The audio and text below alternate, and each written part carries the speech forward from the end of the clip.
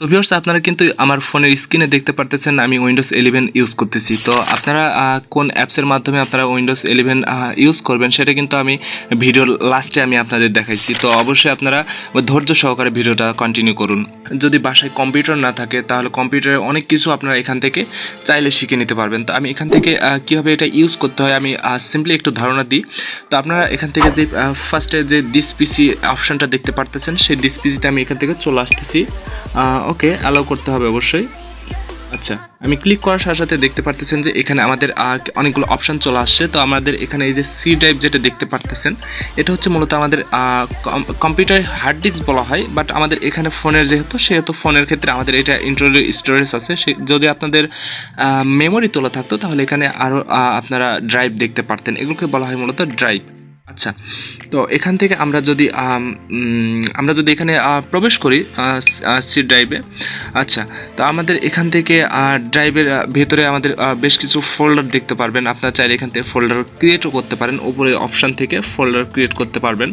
আচ্ছা ফোল্ডারের নাম দিয়ে আপনারা চাইলেই কিন্তু ফোল্ডার ক্রিয়েট করতে পারবেন। আচ্ছা তারপর এখান থেকে কপি কাট পেস্ট এগুলো আপনারা চাইলে এখান থেকে কিন্তু সিম্পলি করতে পারবেন। তারপর আপনারা এখান থেকে এই যে কর্নারের উপরে যে অপশানটা আছে কোর্স, এখানে অপশানটা আপনারা এখান থেকে কেটে দিবেন, কিংবা চাইলে আপনারা মিনিমাইজ ম্যাক্সিমাইজ এখান থেকে করতে পারেন।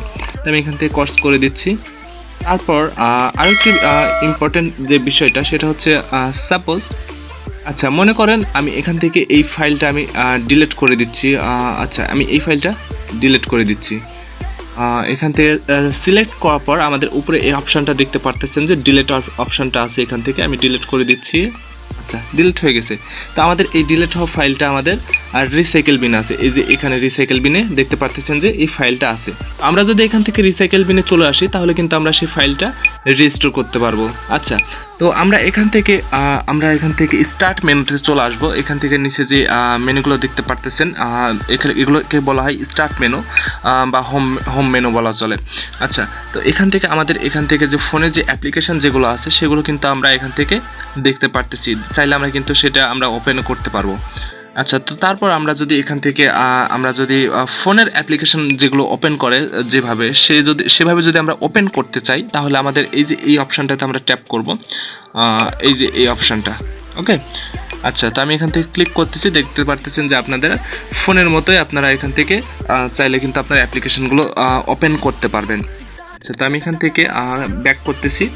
ব্যাক করার পর আপনারা এখান থেকে চাইলে কিন্তু আপনারা এখান থেকে এই যে আইকনটা আছে এইটা আমি এখান থেকে একটু মার্ক করে দিই।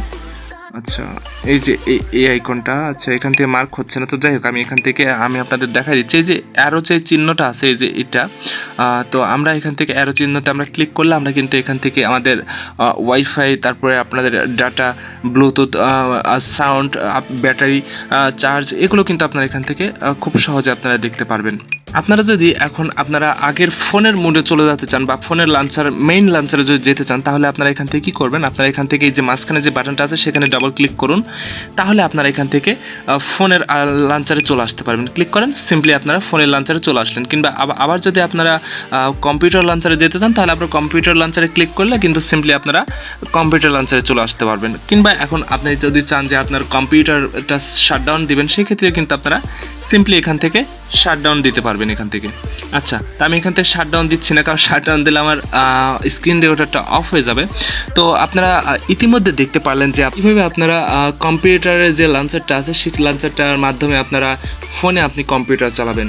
আসলে ভিউয়ার্স এখন আমরা দেখব কীভাবে আমরা উইন্ডোজ 11 আমরা প্লে স্টোর থেকে ডাউনলোড করব। তো আমি সরাসরি প্লে স্টোরে চলে আসবো। তো আপনারা প্লে স্টোরে চলে আসবেন, আসার পর এখানে সার্চ করবেন উইন্ডোজ 11 লঞ্চার।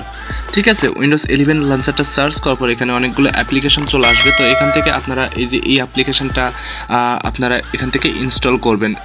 এই অ্যাপ্লিকেশনটা আপনারা অবশ্যই লোগোটা চিনে নেবেন। আচ্ছা তো আমি এখান থেকে ক্লিক করে আমি এখান থেকে ইনস্টলে ক্লিক করে দিচ্ছি। তো আমাদের অবশ্যই এখানে একটু ওয়েট করতে হবে। তো এরপর আপনারা যদি এখান থেকে ওপেনে ক্লিক করে দেন তাহলে আমাদের কম্পিউটার লঞ্চারটি রান হয়ে যাবে। তো আমাদের অবশ্যই একটু ওয়েট করতে হবে অবশ্যই। তো দেখতে পারতেছেন যে আমাদের এখানে উইন্ডোজ 11-এর যে লঞ্চারটা আছে আপনারা দেখতে পারতেছেন যে এটা ওপেন হয়ে গেছে।